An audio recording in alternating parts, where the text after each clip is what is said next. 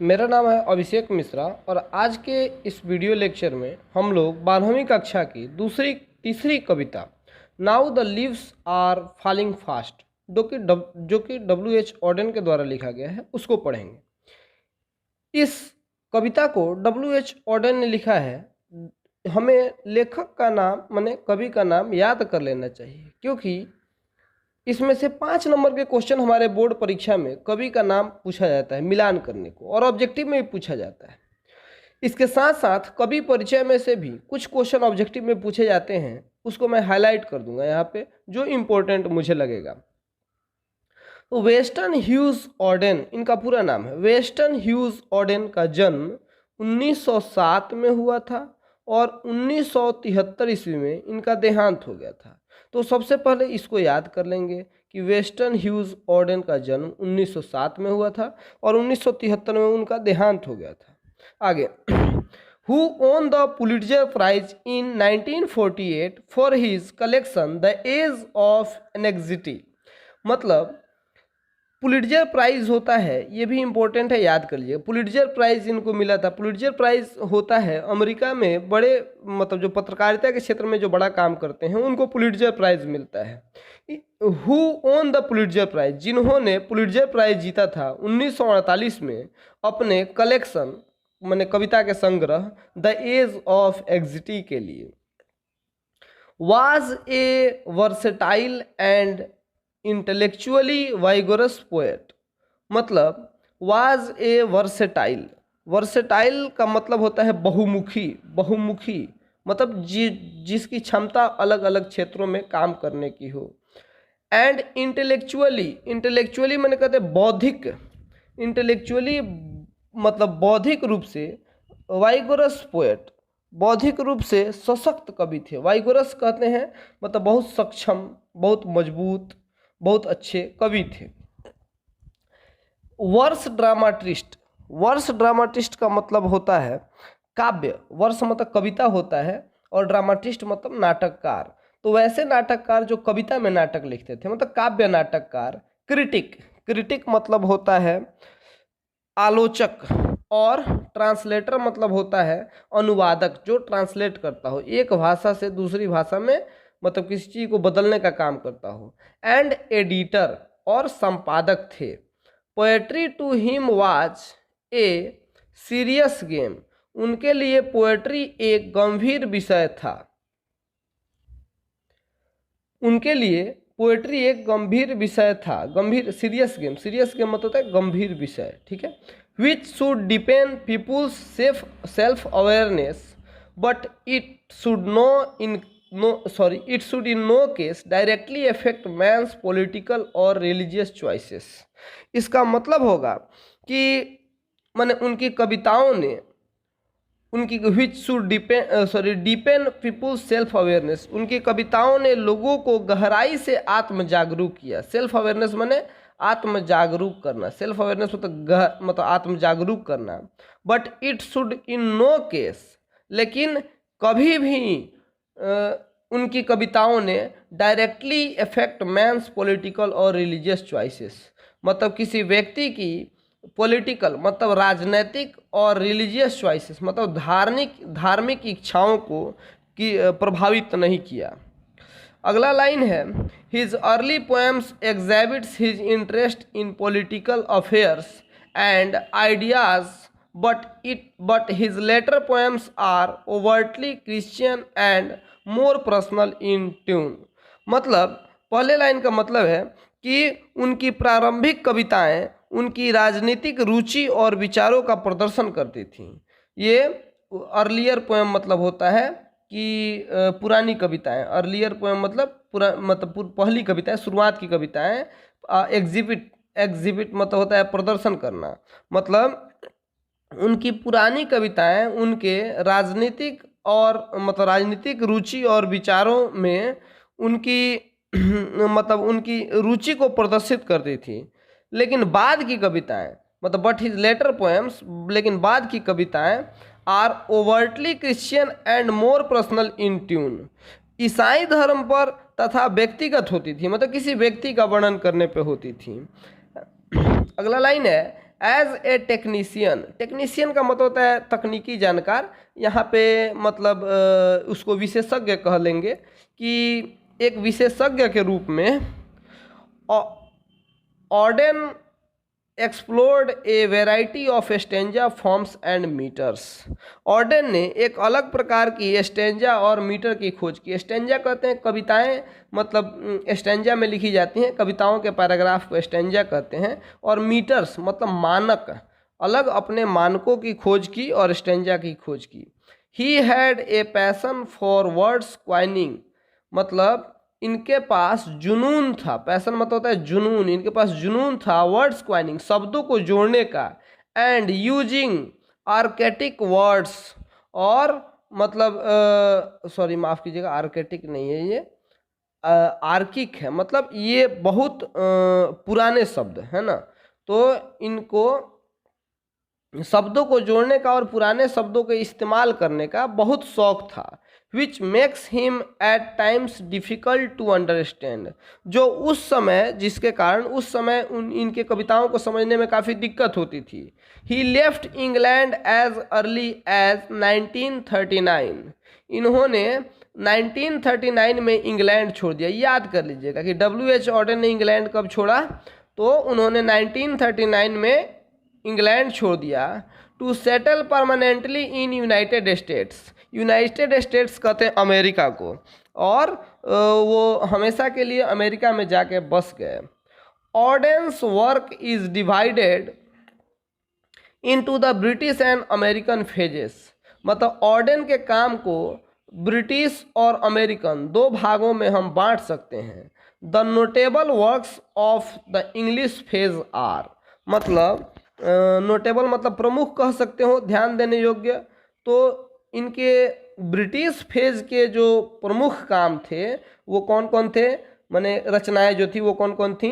The orators, the dance of death, look stranger, Spain and another time.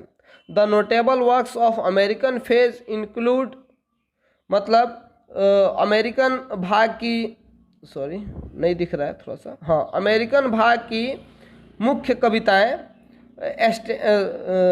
New year letter, for the time being, the age of anxiety, the shield of Achilles, है ना, ये सब इनकी American कविताएं थी।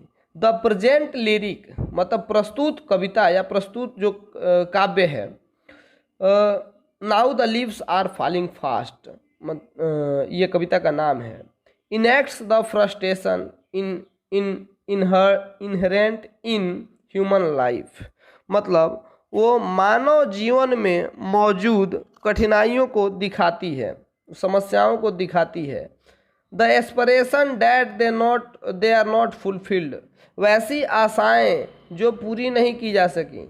And the sense of loneliness in which every individual life and death, मतलब और वो भाव, अकेलेपन का वह भाव दिखाती हैं जिसमें प्रत्येक व्यक्ति जन्म लेता है और मर जाता है। अब हम कविता की ओर चलते हैं। हमारा पहला लाइन है now the leaves are falling fast, मतलब अब पत्तियां तेजी से गिर रही हैं। देखिए इस कविता में होगा क्या कि मैं इस कविता का शाब्दिक अर्थ बताऊंगा, लेकिन कभी इन पत्तियों, फूलों, पौधों के माध्यम से व्यक्ति के जीवन में आने वाली निराशाओं और कठिनाइयों का वर्णन करते हैं। तो मैं उस भाव को भी स्पष्ट करते चलूँगा, क्योंकि अगर हम इसका सिर्फ शाब्दिक अर्थ पढ़ेंगे तो हमें इस कविता का कोई अर्थ समझ में नहीं आता है, इसलिए हम इसके भाव को भी पढ़ते चलेंगे। पहला लाइन है now the leaves are falling fast, मतलब पत्तियां तेजी से गिर रही हैं। नर्सिस फ्लावर, नर्सिस फ्लावर कहते हैं कि जो पेड़ों के छाया में नीचे छोटे छोटे पौधे उग जाते हैं या फूल उग जाते हैं, उनको हम लोग नर्सिस फ्लावर कहते हैं। तो nurses flower will not last, मतलब पेड़ों के नीचे के फूल भी अब नहीं रहेंगे। Nurses to the grapes are gone, कई फूल कब्र में जा चुके। ग्रेप्स मतलब होता है कब्र, कई फूल कब्र में जा चुके।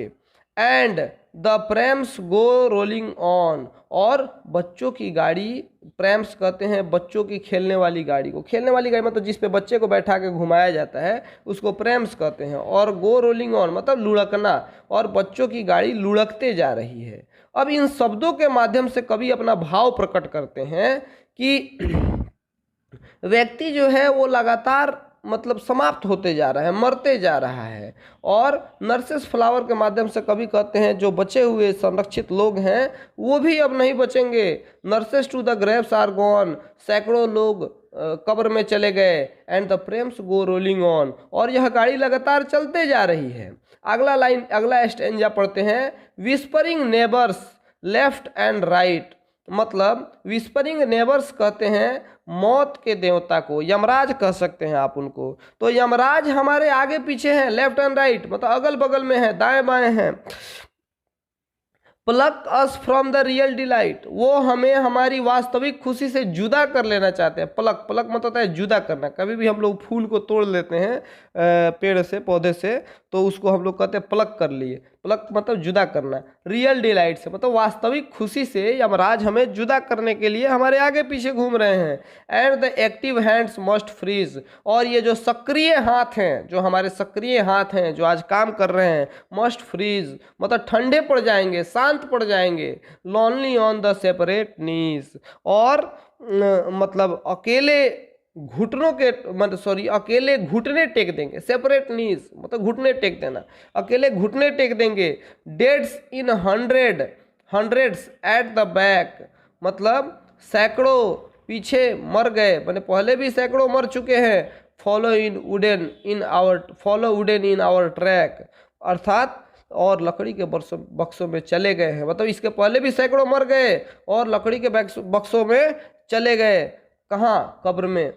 आर्म्स रेज्ड स्टिफी टू रिप्रूव, और उनकी आलोचना करने के लिए आर्म्स रेज्ड मतलब हाथ उठते हैं, मतलब कई हाथ आज भी उठते हैं, कई लोग मरने के बाद भी लोगों की आलोचना करते हैं, तो उसी को कभी कहते हैं आर्म्स रेज्ड स्टिफी टू रिप्रूव, और उनके आलोचना में कई हाथ उठते हैं। इन फॉल्स एटीट्यूड ऑफ लव, और झूठा प्यार दिखाते हुए, मतलब मरने के बाद लोग झूठा प्यार दिखाते हैं और पीछे में उनकी शिकायतें करते हैं, उनकी आलोचना करते हैं। अगला है starving through the leafless would, मतलब बिना पत्तियों के पौधे भूख से तड़पते हैं। स्टार्विंग मतलब भूख से तड़पना, थ्रू द लीफलेस वुड मतलब बिना पत्तियों के पौधे। Trolls runs scolding for their food, trolls कहते हैं बाबू दुष्ट जीव को, तो दुष्ट जीव अपने भोजन के लिए आसपास घूम रहे हैं। एंड नाइटेंगल इज डम्ब, और नाइटेंगल शांत है, नाइटेंगल कहते हैं बुलबुल को, और बुलबुल एकदम शांत है ये सब देखकर। And the angel will not come, और कोई देवदूत मतलब नहीं आ रहा बचाने को, इन सब चीज़ों को ठीक करने को। कोल्ड इम्पॉसिबल अहेड, आगे असह्य ठंड है। List the mountains lovely head, पहाड़ों के प्यारे शीर्ष पर, लवली हेड मतलब प्यारे शीर्ष पर। लिस्ट द माउंटेन्स मतलब पहाड़ों के प्यारे शीर्ष पर बहुत ठंडी है। Whose white waterfall could bless, उसके सफ़ेद झरने बचा सकते हैं। वाइट वाटरफॉल्स मतलब सफ़ेद झरने। कुड ब्लेस, यहाँ ब्लेस मतलब आशीर्वाद देना होता है, लेकिन मनुष्य की जान बचाने को भी यहाँ का जो मनुष्य पहाड़ों पे चढ़ता है मतलब इतनी कठिनाई में, और वो भूख प्यास से तड़प रहा होता है, तो वो सफ़ेद झरने उसकी जान बचाते हैं, तो उसको कहते हैं कि वो सफ़ेद झरने उसको आशीर्वाद देते हैं, तो उसके सफ़ेद झरने बचा सकते हैं। Travellers in their last distress, यात्रियों को उनके अंतिम क्षण में, उनके अंतिम तनाव के क्षण में वो इनको बचा सकते हैं। तो इस प्रकार ये हमारा कविता समाप्त हुआ। इस कविता का शाब्दिक अर्थ अगर हम देखेंगे तो इस कविता का कोई अर्थ निकल के नहीं आता है, लेकिन इसके भाव को समझने का कोशिश करेंगे। कवि अलग अलग उदाहरणों से इस कविता में, इस पूरी कविता को, भाव को दिखाते हैं और मानव के जीवन में मौजूद दुख का वर्णन करते हैं। कभी झरनों का उदाहरण लेके, बुलबुल का उदाहरण लेके, बच्चों की गाड़ियों का उदाहरण लेके, और कभी मानव के जीवन में आने वाली दुखों को हम लोग को इन शब्दों के माध्यम से समझाते हैं। और इस कविता में बस इतना ही। धन्यवाद।